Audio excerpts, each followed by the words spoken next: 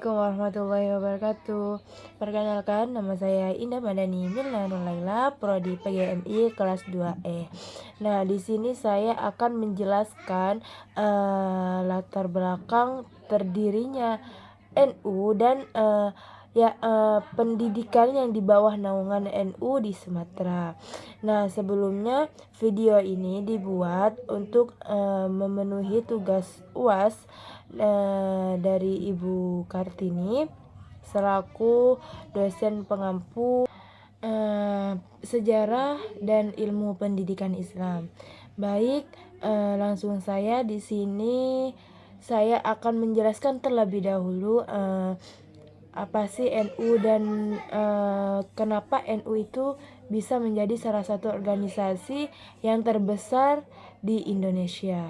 Nah, teman-teman, perlu kita ketahui bahwasanya NU ini didirikan pada tanggal 31 di Surabaya oleh Kiai Haji Hasyim Asy'ari dan beliau berkolaborasi dengan ulama dan pengusaha di Jawa Timur. Nah, sebelum pendirinya NU ini ada 3 gerakan yang menjadi dasar terbentuknya NU, yaitu Gerakan Nahdlatul Tujar yang didirikan pada tahun 1918 yang berfokus pada ekonomi pedesaan. Nah, gerakan Taswirul Afkar pada tahun 1922 yang berfokus pada keilmuan dan kebudayaan, serta gerakan Nahdlatul Watan pada tahun 1924 yang berfokus pada pendidikan dan politik. Dari disinilah terbentuk 3 pilar penting dalam NU, yaitu wawasan ekonomi kerakyatan, wawasan keilmuan dan sosial budaya, serta wawasan kebangsaan. Nah, teman-teman, perlu diketahui setelah resmi didirikan pada 1926 ini, NU menjadi sebuah jamiah yang memiliki peran signifikan dalam pendidikan. Nah, banyak madrasah yang didirikan bersama dengan pondok pesantren yang sudah lama eksis dan dikenal di Indonesia. Mengamati situasi saat ini, Muktamar 2 pada tahun 1927 membahas perbaikan metode pengajaran di pondok pesantren dan madrasah. Nah, selanjutnya pada Muktamar 3 1928 di Surabaya dibahas mengenai pengembangan dan perluasan pondok pesantren dan madrasah. Perlu diketahui bahwasanya pendidikan dalam konsep Nahdlatul Ulama merupakan manifestasi dari kehidupan keagamaan, sosial, dan budaya para kiai. Pesantren NU dan merupakan pusat yang selalu terkait dalam membentuk masyarakat. Kekompakan ini adalah lembaga yang memiliki peran kuat dalam perkembangan masyarakat Islam. Nah, di mana peningkatan kualitas sumber daya manusia harus dilakukan melalui institusi pendidikan. Pendidikan Islam ini memiliki pengaruh terhadap aspek sosial, kultural, yaitu memberikan wawasan filosofi, pandangan motivasi, perilaku, dan pedoman perubahan untuk menciptakan realitas sosial yang baru. Nah, perlu diketahui bahwa pendidikan Islam juga dipengaruhi oleh perubahan sosial dan lingkungan sosial kultural dalam menentukan sistem pendidikan. Nah, pesantren merupakan model pendidikan yang sejalan dengan sejarah Islam di Indonesia. Nah, dilihat dari keberadaannya, pesantren adalah institusi pendidikan oleh dakwah agama Islam. Ia muncul di tengah masyarakat yang belum mengenal sekolah dan universitas. Nah, pesantren ini memiliki peran yang sangat besar dalam mencerdaskan kehidupan bangsa. Nah, dalam konteks ini, menjalankan fungsi pendidikan merupakan tugas pokok semua pesantren. Nah, fungsi agama dalam kehidupan diharapkan menjadi faktor pencerah bagi kehidupan manusia yang menciptakan kedamaian, keadilan, demokrasi, moralitas, pemenuhan hak asasi manusia, dan tegaknya nilai luhur dalam membawa manusia menuju rahmat. Nah, teman-teman, perlu diketahui bahwasanya latar belakang berdirinya NU berkaitan dengan perkembangan pemikiran keagamaan dan politik dunia Islam kala itu. Pada tahun 1924 di Arab Saudi sedang terjadi arus pembaharuan oleh Syarif Hussein, Raja Hijaz, Mekah yang berpaham Sunni, ditaklukkan oleh Abdul Aziz bin Saud yang beraliran Wahabi. Nah, pada tahun 1924 juga di Indonesia, Kiai Haji Wahab Hasbullah mulai memberikan gagasannya pada Kiai Haji Hashim Asy'ari untuk perlunya didirikan NU. Nah, sampai 2 tahun kemudian pada tahun 1926 baru diizinkan untuk mengumpulkan para ulama untuk mendirikan NU. Nah, di Indonesia tanah air kita ini sebagaimana dengan di lain-lain negeri tak pernah luput dari zaman pembangunan dan perjuangan. Terbukti dengan timbulnya bermacam-macam organisasi baik yang berdasar politik kebangsaan maupun berdasarkan agama. Nah, di tengah munculnya penghimpunan yang bermacam-macam, maka muncullah Perhimpunan Nahdlatul Ulama yang berasakan setelah dilahirkan, NU ini memperluas cakupannya hingga di beberapa kota untuk mendirikan cabang-cabang yang telah menyetujui untuk mendirikan himpunan di daerah itu. Nah, sampai dapat membentuk Kering di Kabupaten Gresik, cabang Sidoarjo dan Surabaya yang dulu pada tahun tersebut Kering atau cabang NU tingkat desa kelurahan. Nah, perlu diketahui bahwasanya Kering ini adalah sebagai konsekuensi perluasan konsolidasi supaya lebih dekat dengan basis massa atau masyarakat. Jadi tidak hanya membentuk di tingkat cabang, melainkan juga di tingkat kelurahan maupun desa, yang lebih khususnya di Surabaya. Nah, sejak tahun 1952 sebutan ini ditiadakan lagi dan diganti namanya menjadi Pengurus Ranting atau PR.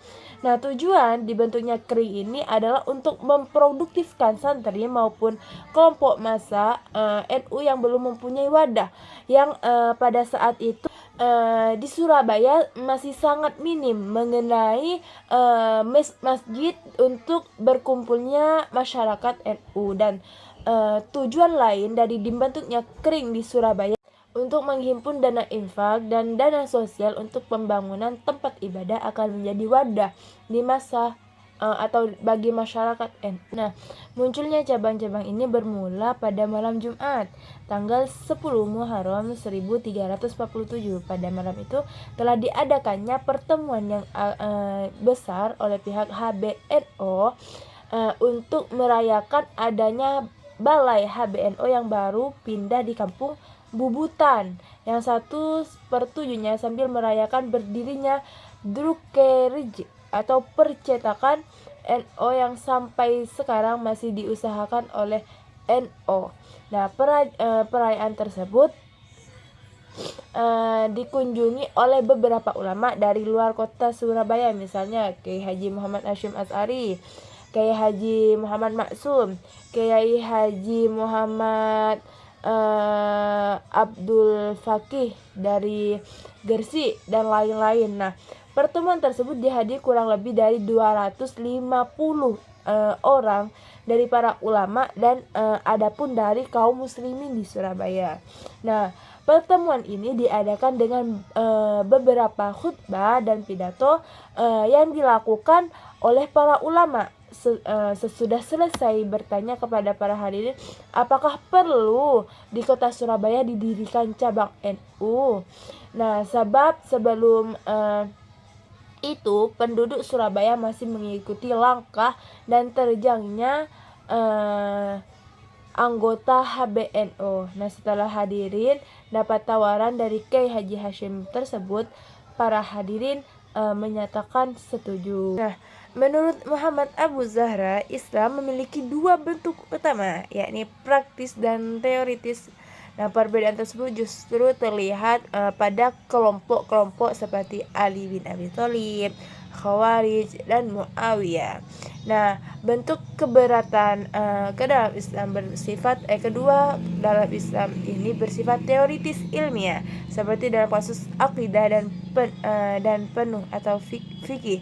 Nah, Ahlus Sunnah wal Jamaah ini sebagai salah satu aliran batin Islam tentunya memiliki nuansa politik dan sangat kental pada saat kelahirannya. Namun, dalam perkembangan wacananya juga merambah bidang-bidang seperti akidah, hukum Islam, tasawuf, dan politik. Untuk ideologi Ahlus Sunnah wal Jamaah lahir karena alasan yang sangat mendasar. Kekuatan penguasa kolonial Belanda untuk menghancurkan potensi Islam telah menumbuhkan rasa tanggung jawab di kalangan ulama untuk menjaga kemurnian dan keutuhan ajaran Islam. Nah, selain itu ada pula tanggung jawab ulama sebagai pimpinan yang memperjuangkan kemerdekaan dan dibebaskan dari belenggu penjajahan. Nah, ulama juga memiliki rasa tanggung jawab untuk menjaga kedamaian bangsa Indonesia. Nah, perlu diketahui teman-teman bahwasanya fase perkembangan NU ini tidak semua sejarah bangsa Indonesia dijelaskan pada fase-fase abad ke-19 hingga sekarang yang merupakan proses pengujian dan antitesis. Nah, misalnya nih pada masa kegerakan kemerdekaan ada 3 kelompok kekuatan yang berkembang secara bersamaan. Nah, munculnya elit baru sebagai aliran Belanda disertai dengan 2 gerakan yang bersumber dari Islam, yakni Islam modern dan Islam tradisional. Nah, pada tahap ini modernisasi Islam untuk berbagai agama mulai menyebar dan diterima secara luas di hampir semua kota besar di Indonesia, termasuk desa-desa kecil di pelosok Indonesia. Nah, sejak awal 1980-an sebelum berdirinya Jam'iyah Nahdlatul Ulama pada tahun 1926, Kiai Haji Hasyim Asy'ari ini melarang salah satu muridnya yang paling cerdas, yaitu Kiai Haji Wahab Hasbullah, untuk berpartisipasi dalam kegiatan pendidikan dan sosial keagamaan kelompok modernisasi Islam. Tampaknya pemikiran Islam modern tentang gerakan Muhammadiyah tidak terpengaruh sampai kematian pendiri Muhammadiyah Kiai Haji Ahmad Dahlan pada tahun 1923. Idealisme tradision yang paling mendasar dari Islam tradisional adalah pada tahap awal gerakan Islam modern, yakni adanya tekanan yang ditempatkan pada revitalisasi sosial, sebabnya ekonomi dan politik. Nah, mungkin itu sebabnya gerakan itu tidak dianggap sebagai ancaman bagi posisi para pemimpin Islam tradisional. Nah, pada awal abad 20 dalam waktu 10 tahun dengan dukungan kiai dan ulama, Kiai Haji Abdul Wahab Hasbullah ini menyelenggarakan Islam tradisional dan didirikan pada tahun 1912 di Surakarta oleh Ikatan Pedagang Muslim. Nah, ia juga aktif dalam Syarikat Islam atau S1-nya dari pada tahun 1916.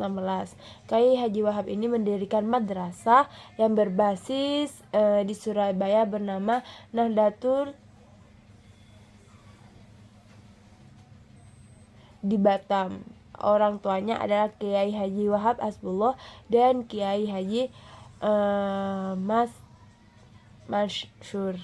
Nah, peningkatan luar biasa ini terjadi untuk jumlah anggota organisasi Islam pada tahun 1920-an, terutama disebabkan peran kiai yang memobilisasi waktu secara ideologis para organisasi-organisasi Islam. Nah, setelah gerakan Muhammadiyah berdiri pada tahun 1912 dan sepeninggal Kiai Haji Ahmad sering terjadi perdebatan di kalangan kiai-kiai, para pimpinan dan ulama pondok pesantren mendukung gerakan Muhammadiyah yang menangani berbagai aspek keislaman. Nah, forum utama untuk diskusi ini adalah organisasi Taswirul Afkar di Surabaya di bawah pimpinan Kiai Haji Wahab Hasbullah. Kiai Haji dalam acara tersebut ada Mas Mansur, Kiai Haji Hashim As'ari, Kiai Haji Bisri Syamsuri.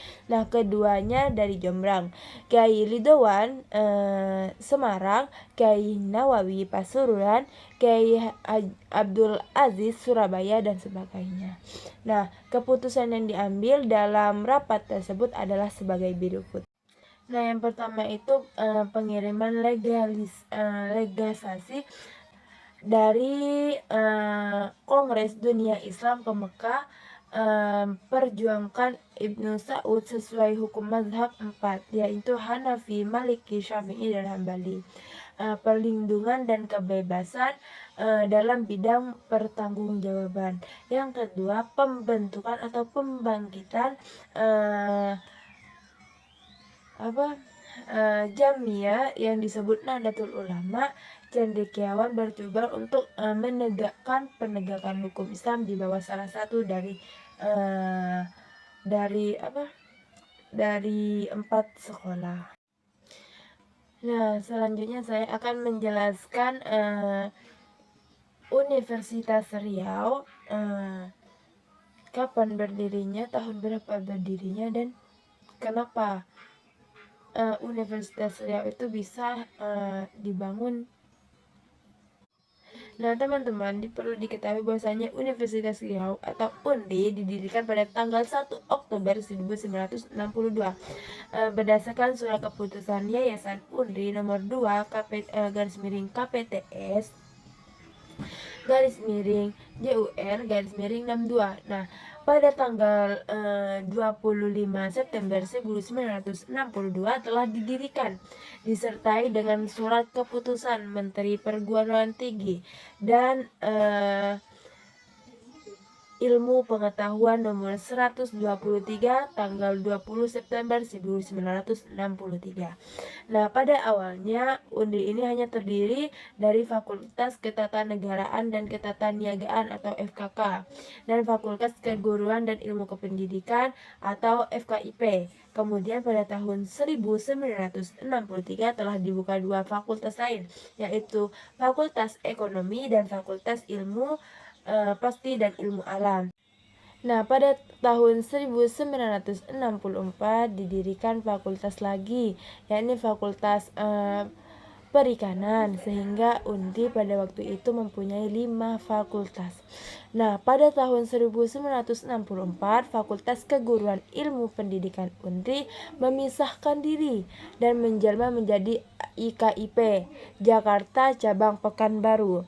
Nah, namun pada tahun 1968 bergabung lagi dengan UNRI menjadi 2 fakultas, yakni Fakultas Keguruan dan Fakultas Pendidikan. Nah, pada tahun 1979 ini dirintis pula pendirian sebuah fakultas ekstra lainnya untuk yaitu Fakultas Non-Gelar Teknologi. Nah, dengan demikian sampai pada tahun 1982 UNRI memiliki 7 fakultas. Nah, pada tahun 1983 Fakultas Keguruan dan Fakultas Ilmu Pendidikan digabung kembali menjadi satu, yakni Fakultas Keguruan dan Ilmu Pendidikan. Nah, sehingga UNRI sesuai dengan keputusan Presiden Republik Indonesia nomor 39 tahun 1983. UNRI terdiri dari 6 fakultas, yaitu yang pertama Fakultas Ilmu Sosial dan Politik, yang kedua Fakultas Ekonomi, yang ketiga Fakultas Matematika dan Ilmu Pengetahuan Alam, dan keempat Fakultas Perikanan, kelima Fakultas Keguruan dan Ilmu Pendidikan, dan keenam yaitu Fakultas Non-Gelar Teknologi. Nah, berdasarkan surat keputusan Mendikbud nomor 0312 garis miring 1991 tanggal 6 Juli 1991 tentang penutupan dan pengintegrasian fakultas non-gelar dalam lingkungan universitas dan institut. Nah, maka FNGT ini jenjang Diploma 3 program studi penyuluhan pertanian dan produksi pertanian diintegrasi pada Fakultas Pertanian yang akan dibuka. Nah, program studi teknik kimia dan teknik sipil pada tahun akademik 1994 dan 1995 menerima mahasiswa program S1 dan D3 yang sudah ada. Nah, kedua program inilah yang menjadi cikal bahwa fakultas teknik sekarang.